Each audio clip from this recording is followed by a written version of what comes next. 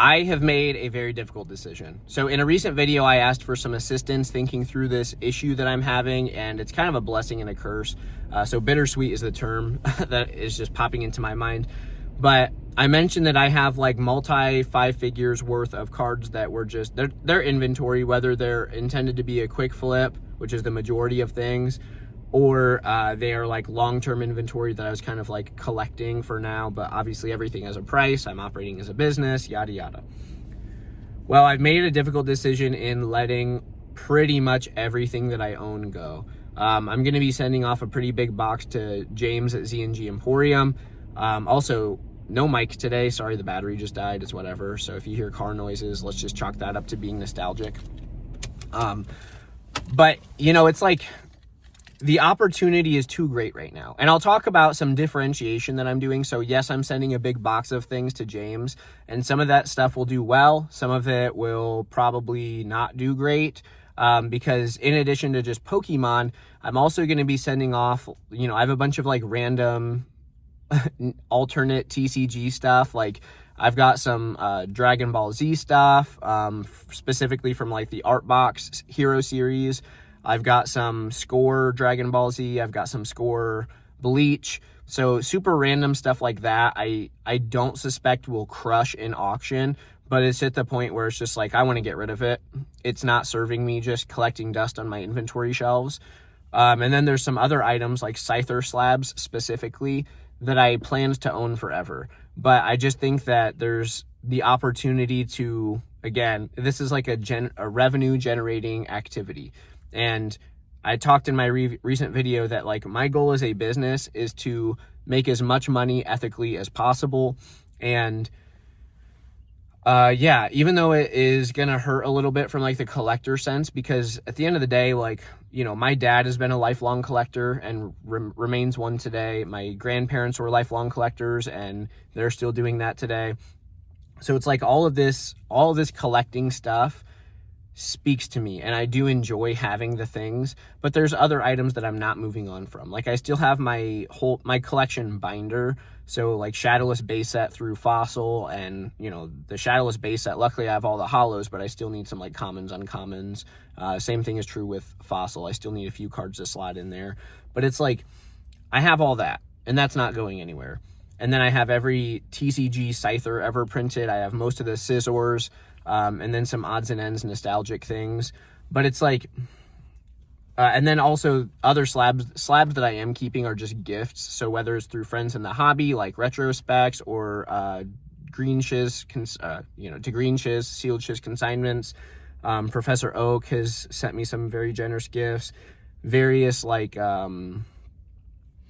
through the Professor Oak Discord, Secret Santa, like all that type of stuff. Gifts my wife have given me, if I haven't already said that. Like things like that I'm keeping because I think it's a little bit tacky to sell a gift. And also I like these things at the end of the day, so I do want to have some of them. But it's like, even though there's Scyther cards that I'm selling, I'm kind of looking at it like this. My adoration for the hobby is going to secure my family's financial prosperity indefinitely. And so that, I think, is a healthy reframing, as opposed to just dumping it all. That's kind of where I'm looking at things. Like this IP that we all like so much and enjoy so much is providing what will become a life-changing opportunity. So through what I'm sending off to James, and then some items I'm retaining to stubbornly sell on my own eBay store. And a card that comes to mind is like, I've got an Aquapolis Scyther that was signed by Midori Harada, and it is a Pop 1 in the sense that it's the only Scyther card signed by Harada that has a sketch. Now, this card does have like an English personalization, which I know is not every collector's cup of tea when it comes to autos. But again, it is just unique enough that I don't want to just YOLO at an auction and have it go for like $100 or $200.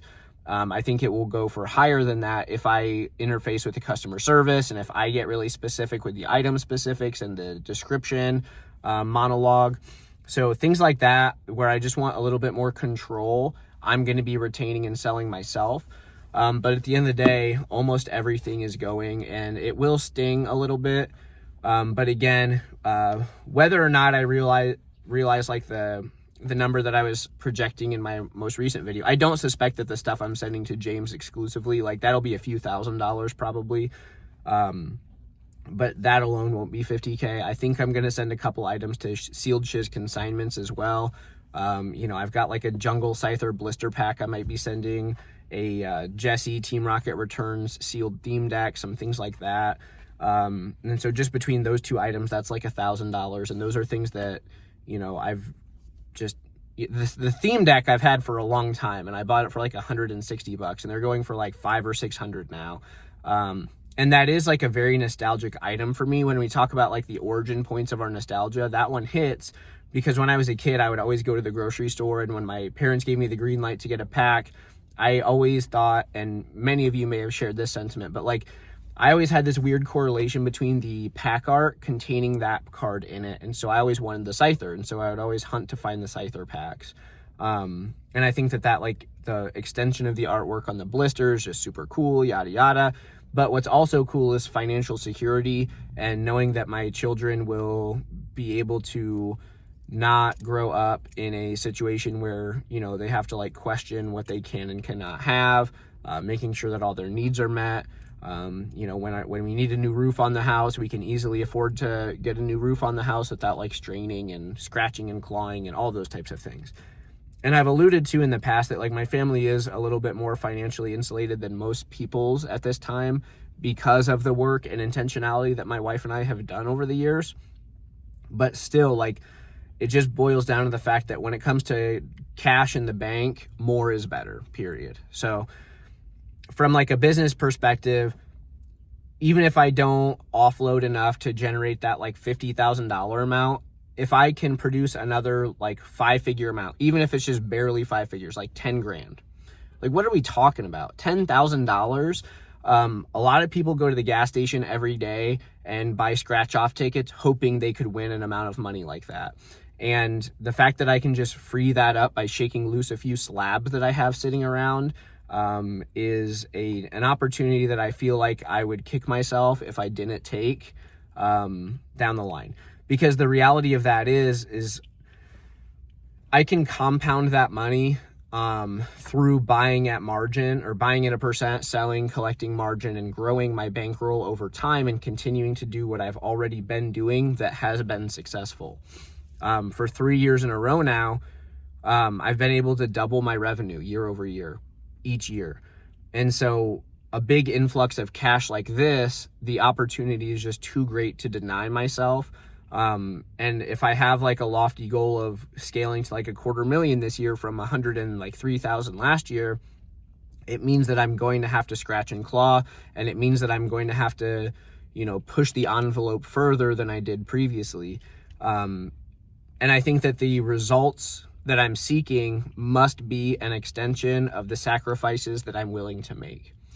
And I've been making the sacrifices in terms of hours spent working, in addition to like my full-time job and coaching jujitsu and things like that. I've also been putting in like 20 plus hours a week on Pokemon in the last, probably 4 to 5 months. And people are doing more than me, right? Like some people are grinding even harder, and hopefully they see results that are a reflection of that. But if I want to realize my goals as a reseller and as a man supporting my family, then these are the types of things that must be done. And I'll still have some cool Scyther cards. And, like the white border test prints, I'm going to hang on to those, and I have them listed for some, very high amount that I don't suspect someone's going to be paying in the short term. But, items like that are truly irreplaceable, even though they're hyper niche, that's the type of thing that I just want a little bit more control over myself. And I'm willing to interact with the customer service side of things and whatever. But the fact of the matter is like, I have grown an eBay store. I've done like 5,000, almost 5,000 transactions on my eBay store. And I get a lot of impressions on a weekly basis. And so I just have to continue utilizing that as basically an outlet for raw ungradables. And I'll just have to be feeding the majority of my slabs to places like James to realize like a higher net payout amount. Continuing to scale the Fanatics thing through Catch 'em All Collectibles. And I think that with the amount of capital that I'm already able to deploy in the space, plus this additional influx or influxes of capital, you know, I think that this is a very opportunity-rich environment. And whether or not this boom continues to pan out in the way that it is currently or not, the way that I am kind of conducting myself in the space at this time will be conducive of number getting bigger. And so bigger number makes number bigger faster. And that's just what it is at the end of the day. So yes, it's going to be a little bit of a bummer. And yes, I am like, I hate to say it because they're just cards, but I am like emotionally attached to some of this stuff, to a lot of this stuff. And so that does stink. But again, I think the productive reframing is, instead of me offloading everything or dumping everything, it's like these random pieces of, you know, cardboard that are essentially a novelty are providing my family the opportunity to break a multi-generational cycle of poor financial decisions. And I'm going to be allowing my children to live a life that no other adult in my family has been able to provide for their children. So at the end of the day, that means a lot more to me than just possessing these things. And I will have always possessed these things. Like forever, I will have owned these cards. And I have scans and photos and all the other things to reminisce on and look back on them. I've documented many things here on this channel. And so, yeah, I think that that's where we're at. It's what I'm doing. So thank you to everyone who provided input in the comments on my most recent video on this topic. It was insightful. It was a good, healthy dose of perspective in most cases. So with that said, that's my final thought. Thank you for watching, and I'll see you on the next one.